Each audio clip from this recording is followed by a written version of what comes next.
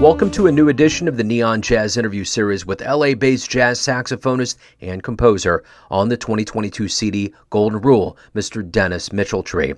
This new recording is his sixth as a leader and is brimming with humanity. The music celebrates family, lost friends, his major inspirations, and speaks directly to our shared journey through life and the imperative to treat each other with love, respect, trust, and dignity. In short, to treat others as you wish to be treated. We cover this album, COVID life, the modern world, New York, LA, and so much more. Enjoy this interview. Good to catch up with you again. Likewise. How's everything going? I have to say things are just fine. Good news. How about yourself? Well, everything's cool, man. And I guess that's my lead-in here with everything, with the new album, Golden Rule, and everything that's going on in the world with things opening up. How did you do during COVID? I know it was a really particularly rough time for musicians. How did you cope, and how did you change as a result? Well, not playing, was just really, really tough. Not being able to hang out with the people that I dig who have the same mindset and play music, and then just to play with other people, man. It was tough. I have to say I probably went about 6 months without playing with anybody. And then I started getting together with some cats just playing like in an open air garage where the bass player and the drummer wore face masks. But at least I was able to get something. But as far as the surviving money wise, I have to thank the federal government for allowing people like me who are 1099 folks, people who are self-employed. The fact that I could get unemployment, man, that allowed me to survive that whole thing financially. That was like the only thing that kept me above as far as that goes. The interesting thing about that is that I interview a lot of musicians from Canada, and I think the model that they have up there where there's health care for everybody, you don't have to worry about it. You don't have to worry about going bankrupt. And there's a lot of cats up there that get grants to make albums. So when I hear you say that during this time our government actually supported the arts, it gives me some faith in the political process in this country. Yeah, it's just too bad that we have to go through a global pandemic in order for that to happen for a little while. Yeah, right, absolutely. So overall, with things coming back and waking up, how do you see the jazz community coming back stronger? Well, as far as myself, the pandemic also gave me an opportunity to just take some time and look at what I was doing. I was able to, I've been raising my kids who are now 12 and 15. And they, frankly, they took precedent over my musical career during that time. I was certainly still playing, but I hadn't been able to organize my stuff very well. So I was able to get it all out on the streaming services and have some new CDs made and come out with a new recording. So frankly, it kind of gave me a rest to get a bunch of stuff together. As far as the jazz community goes, I think if you take what's going on here in LA, it's reopened, but it hasn't reopened as strong as it was before the pandemic. And, the situation in LA is that people are more geared towards entertainment than they are towards art. So the kind of jazz that I do is always kind of underrepresented in this particular area. So, it's not New York. You can't walk down the street and bump into a jazz club and just pop in. And frankly, unless LA gets a mass transit system, that's never going to be the case. It's certainly better than it was during the pandemic, but I'd love to see more. Unfortunately, the art aspect of music isn't really appreciated by as many people here in Los Angeles as is, say, in New York City. And the monetary remuneration for playing just makes it really tough for those of us who have picked this career because, frankly, we can't do anything else. We love this so much that we just have to do it despite the financial hurdles that one has to go through. So it's back to a certain extent, but, it could be better. Oh, I get it, for sure. So, have you noticed that the crowds have been different? I know here in Kansas City, going out and seeing live shows, there's an attention that I haven't seen before, and people are really thrilled to see it live.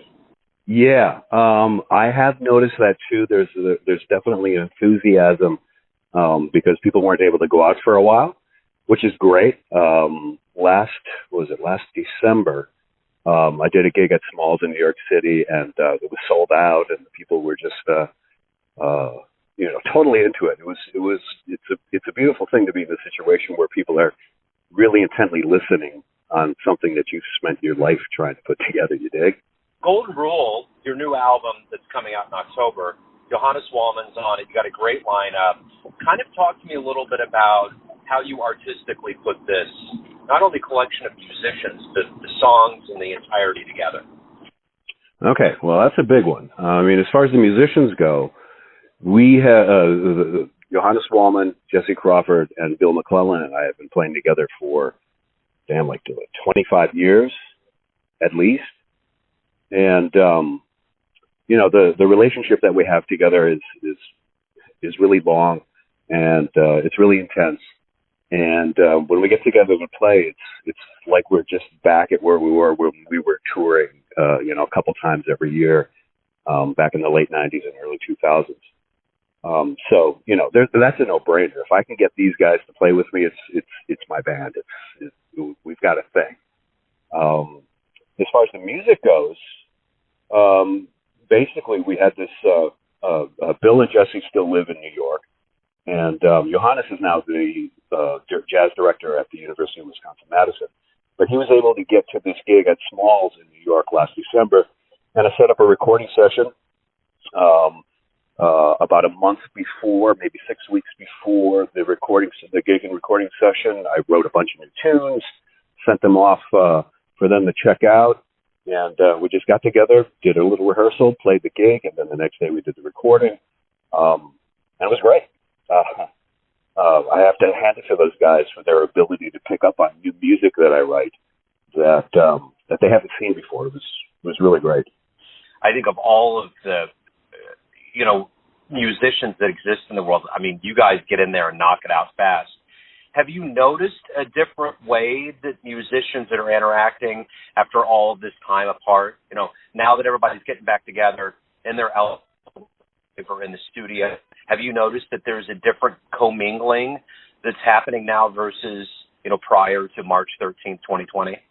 I haven't really thought about that, but I mean, now that you mention it, yeah, there is a little bit of difference. There's, I think, probably akin to what you're talking about with the audiences that you see in Kansas City.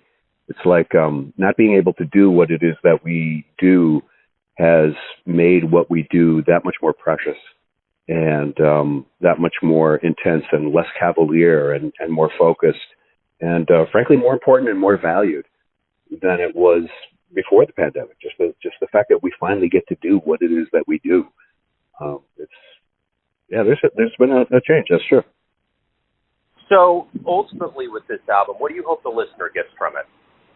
The music is the music, and I wrote the music because I'm interested in the music itself. But as I was writing this, I started to realize that with everything that's going on in the world, particularly in America over the last, I guess now 6 years, there's been so much divisiveness, and so much meanness, and so much disrespect that as a musician, what I want, or as a human being, what I want to try to do is bring as much good into the world I can. And, I can do that in 3 ways.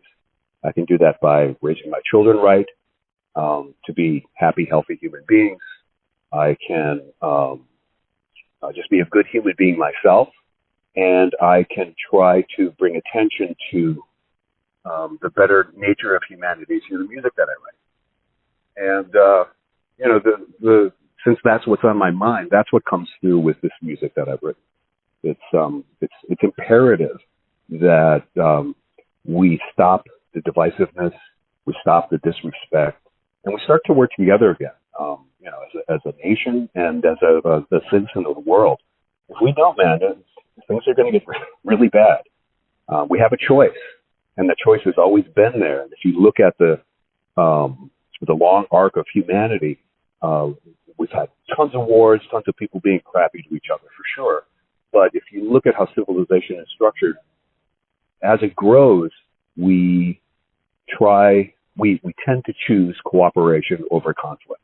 Despite the fact that it looks pretty dire right now, I have real hope that we're going to rise above this and appeal to the better part of our natures. Yeah, I think so too. I think at the end of the day, ultimately, the good and the karma will balance everything out.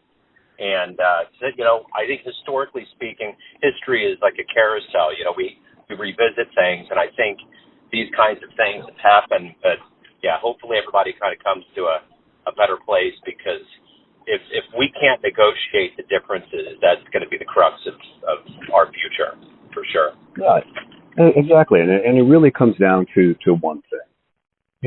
Just treat everybody else as you'd like to be treated. That's the golden rule. That's Kant's categorical imperative. If everyone just did that, we'd be fine.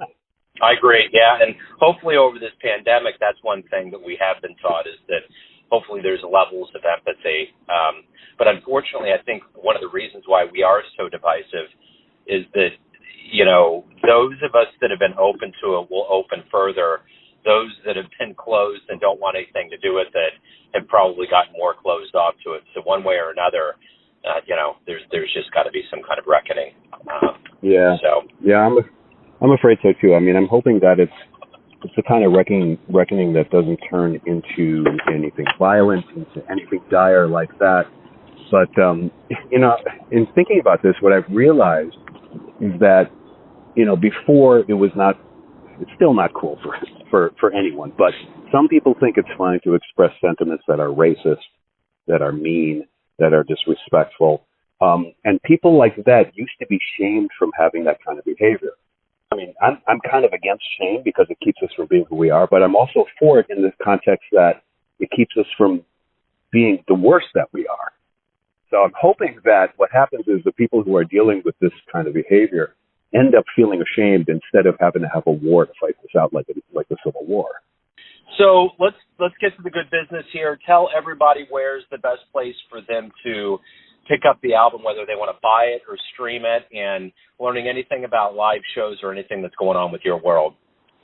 Sure. The best place to get the record is at Bandcamp, which would be dennismitcheltree.bandcamp.com. There's 2 singles available right now, Genghis Khan and Waltz for Thai.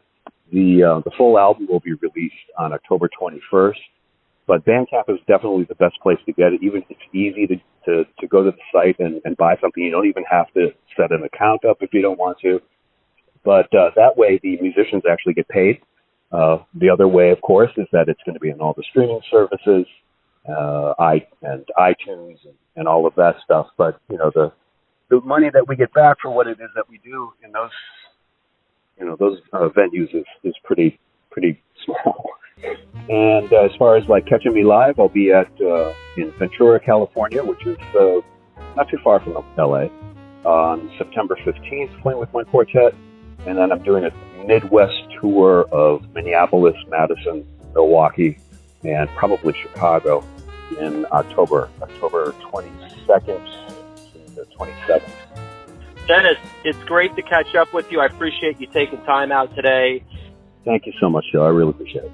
Thanks for listening and tuning in to another Neon Jazz interview, where we give you a bit of insight into the finest players in LA, New York City, Kansas City, and spots all over the world, giving fans all that jazz. Thanks to Dennis for his time, music, and cool.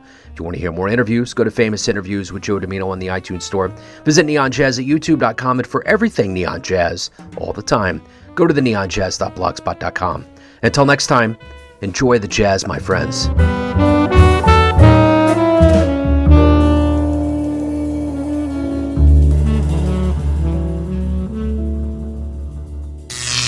Neon Jazz.